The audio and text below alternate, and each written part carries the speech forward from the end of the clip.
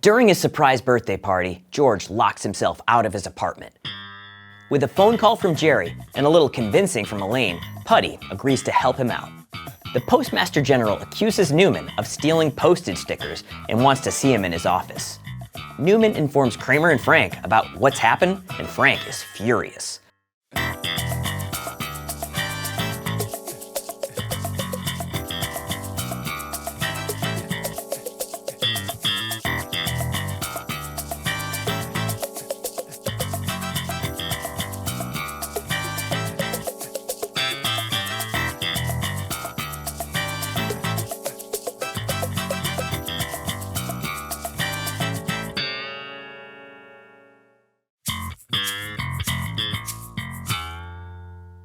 When he sees Kramer, Jackie jumps out of his seat and says, "Oh no!" Kramer begs him to talk, but Jackie doesn't want to have anything to do with him. "No way, Kramer! All you've done is brought me a mountain of misfortune and humiliation!"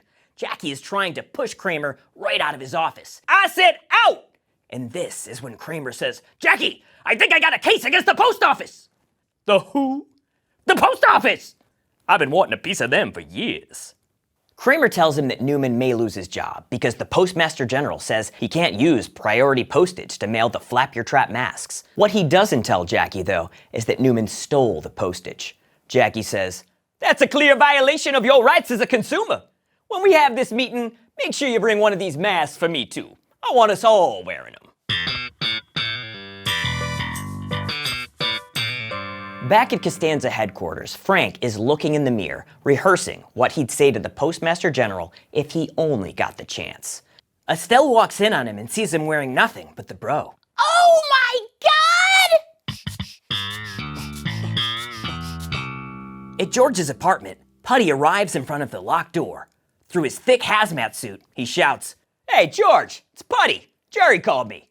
I was gonna call a locksmith, but I'm not paying someone to break into my own house. Are you qualified to do this?" Without missing a beat, Putty turns around and starts kicking the door until it breaks. He looks at George, raises his arm up in the air and says, "High five." George just stares at him. With that squint in his eye, Putty looks at George and says, "Hey, don't leave me hanging." At the Chinese restaurant, Jerry and the girl that he met at the grocery store are out on their first date. After about, let's say, 5 to 10 minutes, they get a table, and this is the first time that Jerry sees her without a mask on. He fakes a smile for as long as he can, but she has grills on her teeth, and Jerry knows that this relationship is not going any further. "You know, I just remembered, I have to pick up my parents from the airport." And before the woman can even reply, Jerry bolts for the door, but right before he gets there, he runs into Uncle Leo. "Hello, Jerry! Your cousin Jeffrey's gonna be here in a few minutes." Jerry cuts him off and says he hates to be rude, but he's gotta get home. Of course, Uncle Leo takes offense to this. "If you gotta go, go! No one's holding the gun against your head." Back at Elaine's place, Putty is back, and Elaine is waiting in bed for him.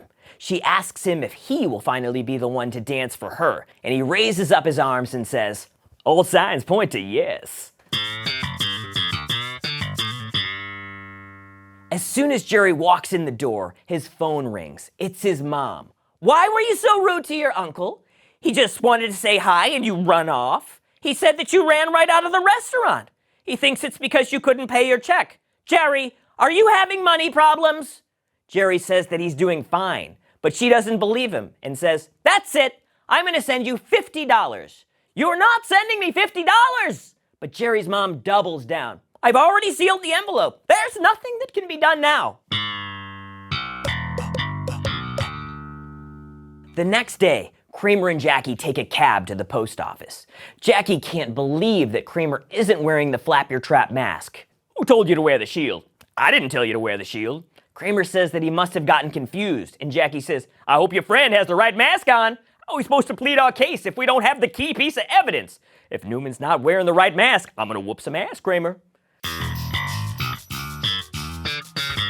When they get to the post office, they're ushered into a back room. Of course, Newman is wearing the wrong mask too. Jackie is furious and tells Newman, "You look like a damn fool." Jackie almost leaves, but ultimately believes he can still win and get some kind of settlement, so he decides to ride it out. They all squeeze into the Postmaster General's office, and once they're all inside, the Postmaster General tells Newman and Kramer that he doesn't like wasting his time. He then goes on to say, "When you started this job, you took an oath to the Postal Service, but stealing postage doesn't seem like allegiance to me. Is there something I'm missing, postal employee Newman?" The sweat is racing down Newman's face, but before he can say anything, Jackie stands up and shouts, "Kramer never said these boys were stealing. He said that the post office was stopping them from sending masks." Then it dawns on Jackie that the only reason they weren't allowed to mail the masks is because they didn't pay for postage.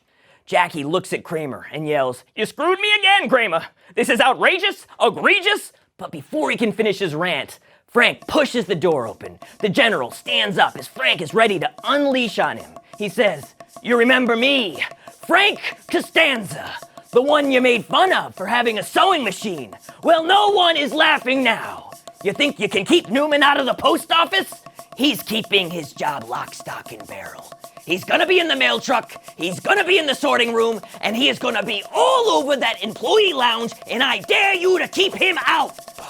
Frank takes a seat, waiting for a response, but the general slaps him in the face, making him hit the ground. The general says, "Why don't you go back home and sew me a new table runner, Frank? You know, mine has a stain on it. Kinda reminds me of you." He laughs. Frank stands up and says, "You want a piece of me? If you walk another step in my direction, I will take you down." The Postmaster General continues to laugh and says, "Frank, if you can take me down, I tell you what, Newman can keep his job." He then goes on to say, "We're in a bit of a pickle, though. We're going to need a referee, someone we can trust, a stickler for the rules." Kramer again knows just who to call.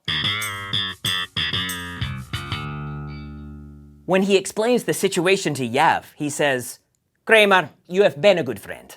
I have a referee's outfit in my basement. Give me the address and I will come down as soon as I can. We are almost out of soup anyway." Just a few minutes later, Yav shows up at the post office to get the fight started. He says, "I will not tolerate cheating of any kind, but talking trash will be permitted." Frank looks at the Postmaster General with disgust. "I thought about the time you made fun of me so many years ago. That hurt me, but it's nothing compared to the hurt I'm gonna give you now. Let's rumble!" As soon as the whistle is blown, Frank miraculously takes flight and lands right on top of the general. Kramer and Newman are cheering for Frank. They've never seen him like this. He pins him, and Yev proclaims Frank as the winner of this post office brawl. Like he's just won the World Cup for his team, Frank is hoisted up on Kramer's shoulders. He yells, "I have never felt so good in all my life. No one tells Frank Costanza he can't win a fight."